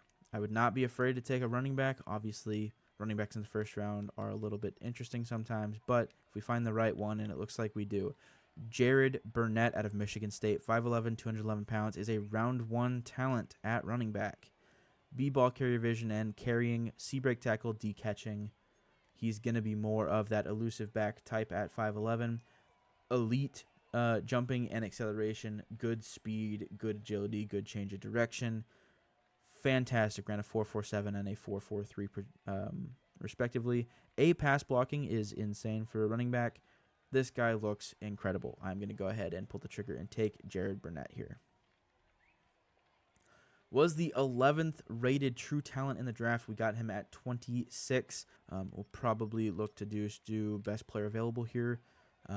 This right guard is probably where I'm going to go. I did make him one of my scouting focus players, so Terrell Borum. A awareness, A impact block, and B pass and run block. Looks fantastic. And I think we'll go ahead and pull the trigger on him here in the second round. He was the 43 ranked true talent. We drafted him at 58, so that is amazing. Hidden dev is fantastic for offensive linemen. They are a lot more difficult to get up from normal development, so having hidden dev, having star right off the bat is a fantastic marker for us. And he looks really, really good. So that is a great pickup for us. I'm going to go ahead and finish out the rest of this draft. You guys will be able to see in the draft recap who else I draft, but from then, I'm going to go ahead and just sim out the rest of the draft. All right, Jared Burnett is our first-round pick, a 76 overall. Fantastic pick for us. Terrell Borum, 73 overall, our second-round pick. They both have hidden dev. Randy Charles, who I explained a little bit about what happened, I don't know how he fell down boards, is a 76 overall as well. He is hidden dev. And then Travis Graham, a middle linebacker out of Syracuse, 63 overall, is actually a hidden dev player as well. He has that field general archetype, so we will look to develop him a little bit in training camp and in preseason. Everyone else, Darren Pierman, just, architect slot receiver, just some depth there. He did end up being a 72 overall, so you might actually see the field a little bit. And then Tim Newton at corner, and we picked up Sheriff Donald at tight end. Funny name, I couldn't pass on that. As far as the rest of the draft, the highest overalls, we'll go ahead and look here. 80 overall, wide receiver Ronald Red, I guess you'd say. And then the first overall pick, Keith Young, ended up being a right outside linebacker, 79 overall. All right, so I'm looking into trading Tank Bigsby. Still an 81 overall star dev at 27 years old. I believe it's the last year of his deal. The Vikings are offering a middle linebacker, 76 overall, 24 years old, and a sixth-round pick. I think I'm just going to go ahead and take this. It gives us more depth at middle linebacker after losing Robert Spillane. And it gets Tanks Bigsby out of our running back room to make room for our two rookies that we have. All right. I am also going to be trading Trayvon Merrick to the Bengals for Chris Jenkins Jr., 26-year-old, 78 overall star dev D-tackle. Bolsters our D-tackle room after losing Christian Wilkins. Trayvon Merrick is down to an 81 overall at 29 years old. We drafted a bunch of safeties the last couple of years that are turning out to be really good players for us and almost higher overalls already than Trayvon Merrick is. So it's a move, frees up some cap room a little bit, and just kind of move some pieces around to give younger players an opportunity where Trayvon Merrick will not be developing any more than he already is. All right, we are in week one now. Mason Crawford, second season, already an 89 overall. He looks amazing. He does have the franchise quarterback tag, which is fantastic. I did go out and sign Geno Smith to be his backup, so that is that. Jared Burnett is going to be the starter. Randy Charles will be our backup. He will be the power back. And then Jared Burnett will also be our third down back. So Chris Ford's kind of out of the offense now, but that's fine with 2 high draft picks at running back. I'm fine starting both of them. Ladd McConkey, obviously the massive pickup in free agency. Monty Thomas drops down. He'll be our slot receiver. And then Nicholas Owens will be our third receiver on the depth chart with Darren Pearman, our rookie, down as our 4th receiver. So that's the offense. We've got Brock Bowers. Any other notable stuff? I did end up starting Terrell Borum, the rookie I drafted in the 2nd round over Will Hernandez. I know I signed Will Hernandez to a decently large deal, but he'll be that bridge player mentor. Terrell Borum is a day 1 starter player tag, so I do want to get him started and get him the XP. And then obviously Roger Rosengarten will be our right tackle of the future, only 27 years old. So that's the offense. That's the team. Looks fantastic, and I'm very excited for this season to get started. So let's go. All right. Well, we are at the midseason mark, week 8. We are 6-0. My goodness. Okay. We have players ready to negotiate. We'll go ahead and do that. Looks like we're going to have $62 million in cap space, so not as much. Brock Bowers is going to be the big one. I say 5 years and bump the money, and he is back. That is awesome. So back to 41 mil. Monty Thomas, I do want back. I think he will be an important piece of this team for a while if we can get him on this money. He wants to bring up the money a little bit more, so we might be able to do that. George Peters at strong safety. He will be a good piece to bring back. I might honestly just try and extend him a crazy long amount and see if he takes it. He will. So George Peters is back. That is awesome. Tyson Campbell will not be back on the team. I'm just going to go ahead and withdraw the offer now. Curtis Staley, I will bring back. I will bring him back on a 5-year deal. I think we can do that and raise the money a little bit. Great, Curtis Staley's back. He was the 20-year-old rookie I drafted. Has so far been a pretty good deal. Chris Ford will not be back. I'm going to go ahead and pull that offer now. We are 6-0 at the midseason mark. That is interesting. So we will see how the rest of the season plays out. Go week by week here to get to the focus players at week 13. Now for our focus players, I don't really know what to look for. Ladd McConkey will be with us for a while. It might end up being we look for some type of defense. A D tackle might not be the worst option to look at for us here.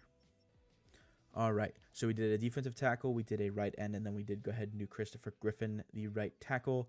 All right, so looking at the AFC, we did get the number 1 seed at 15-2. So we do have the bye week. We're going to sim to the divisional championship here and then see who we're going to face in the divisional round. And it will be the 10-7 Bills, who we did lose to, I believe, last year in the divisional round. So this will be interesting. Actually, I think we beat them. Yes, we beat them in the wild card and then lost to the Bengals, I believe. So a little bit of payback potentially here. So I'm going to upgrade players, and then I will see you guys at the AFC Championship potentially. All right, we did win the AFC divisional round against the Bills 24-20. We will be playing the Cincinnati Bengals, who are 14-3 in the AFC Championship game. This is exciting. We could be going to the Super Bowl here in year 4 of the franchise. Mason Crawford with another upgrade. He is playing out of his mind. He's already playing up to a 99 overall in his 2nd season. I mean, this pick could not have been better for us. We will jump into the conference championship here, and we will play the moments and see what we can do. All right, AFC Championship time. Mason Crawford versus Joe Burrow. Ladd McConkey versus Jamar Chase. Here we go. We do not get the first down. 3rd and inches now to the 8-yard line. I will go ahead and throw the ball here. I think it'll be better to be a little bit more aggressive. Charles in motion from left to right here. He's open. We're going to toss it out to him. Gets the sideline, gets the touchdown, in for the touchdown. All right, big 3rd down. We'll try and get a stop here. Hold the Bengals to a field goal here. We will go to more of a cover 2 look here. Take over Blackburn here. Look to throw. It's picked off. in the end zone, picked off by one of our defenders. Down the sideline, he gets it back to the 16-yard line. What a play on defense by Delonte Humphreys. All right, we're jumping in here in the red zone after a 25-yard Ladd McConkey catch. Mason Crawford looking good to start the game. Second quarter, about 4.5 minutes left here. We're going to jump in. Rolling right, throwing on the run. It will be a touchdown. What a throw there from Mason Crawford. And that was a quick score here. They did go ahead and score. All right, we have a 2-minute drill. We're going to try and score some points here. I think it will let me play out the entire 2 minutes, so that is exciting. We get to play a full drive here. Snap on 1st and 10. Step, drop back, throw it. I get hit. Incomplete pass on 1st down. We will go back out in shotgun with Burnett to the right on 2nd down. I'll probably put McConkey on a go route here. We have McConkey deep. If he can get to it, he catches it. He's down the sideline, and he is into the end zone. What a throw, Mason Crawford. What a catch, Ladd McConkey, and the breakaway speed from the brand new Las Vegas Raider here. First season with the Raiders, already making a massive impact in the playoffs as we go up 21-7. And an interception by Bobby Blackburn returned 56 yards down to the 14-yard line. We take over immediately on the goal line here. We're throwing it out the backfield, caught by Charles, touchdown. We are blowing out the Bengals here in the first half. My goodness. I was questioning how we had such a good 15-2 record in the regular season, and it looks like I'm being shown exactly why we had a good record. 1:38 left, 28-23. All we have to do is get a couple of first downs, hold on to this lead, and we are going to the Super Bowl. This could be a fantastic moment for Mason Crawford here to cement his legacy early on in his career as one of the best quarterbacks in the NFL currently. If we get a first down here on 3rd and 1, the game is over, and we go to the Super Bowl. Charles in the game. Under center is Mason Crawford. Snap, handoff. We do get the first down. Timeout Bengals. That is their final one. We will kneel the ball down 3 times, and we will go to the Super Bowl. We are heading to the Super Bowl after this one final kneel down, and there it is. That is the end of the game, and we are going to be heading to the Super Bowl as we defeat the 14-3 Bengals 28-23. Last seconds ticking off the clock here, and there we go. Heading to the Super Bowl, the Las Vegas Raiders. Mason Crawford today, 18 for 30, 285 yards, and 4 passing touchdowns. What a performance. All right. Wow. Mason Crawford. I thought after last season he could not get any better, but he has proved me wrong. 4,500 yards, 41 touchdowns to 4 interceptions. 72% of his passes were completed this season, a 118.7 quarterback rating. My goodness, what a season from the second-year quarterback out of Michigan State. He is looking more and more like the best pick in that draft class for sure. Rushing-wise, still not a lot there. Randy Charles was 600 yards and 9 touchdowns. Jared Burnett, 400 yards, 3 touchdowns. Mason Crawford had 7 rushing touchdowns. So that adds up to 48 total touchdowns for Mason Crawford on the season with 400 rushing yards. Receiving, Monty Thomas, 10 touchdowns, 90 catches, just over 1,100 yards. Brock Bowers, 1,000 yards, 92 catches, and 10 touchdowns. Ladd McConkey, 1,000 yards, 83 catches, 6 touchdowns. Nicholas Owens, 900 yards, 79 catches, and 11 touchdowns. 3 receivers over 1,000 yards, almost 4. An incredible passing season from Mason Crawford and the entire offense. Divine Diablo and Delonte Humphreys share the lead with 96 tackles. Tackles for loss here. Dylan Whitaker with 17. Curtis Staley had 9 sacks. Max Crosby had 7. Pierre Wesley with 8. Dylan Whitaker with 5. And then Bobby Brown with 1.5. Interceptions. JT Patterson, our superstar X-Factor corner, had 5 picks. Divine Diablo with 3. Bobby Blackburn with 2. And then Tyson Campbell with 2 as well, with Ringo getting 2, and then Justin or Justice Parker with 1. All right, we are simming here to the Super Bowl. We're going to be playing the 9-8 Arizona Cardinals. They did lose last year to the Houston Texans in the Super Bowl, so a little bit of revenge potentially for them, hopefully not, as we are 15-2, and overall wise the much better team. We're going to view the yearly awards. Mason Crawford did win MVP. I see that on the right side of my screen. That is exciting. I believe Antonio Pierce did win Coach of the Year, so we got a Coach of the Year, and we have our MVP. That is exciting. AFC-wise, Offensive Player of the Year is absolutely Mason Crawford. Defensive Player of the Year is Myles Garrett. Randy Charles did get in there, as well as Jared Burnett for Offensive Rookie of the Year, and then we did not have anyone on there for Defensive Rookie of the Year. So that is exciting. Mason Crawford, obviously best quarterback, 1 NFL League MVP. All right, we will go in and play the moments in the Super Bowl versus the 9-8 Arizona Cardinals. Mason Crawford going up against Kyler Murray in the Super Bowl. Here we go. Taking over here in the red zone, we will hand off to Burnett on first down at the 13-yard line and see what we can do on the ground. He has a crease, makes a move up the middle, gets about 9 on the run. It is 2nd and 1 now. We will go ahead and looks like throw the ball here. I'm just using coach suggestions to keep it a little bit more fair. We will throw the ball off the left sideline down to Monty Thomas. That is in for a touchdown on the throw.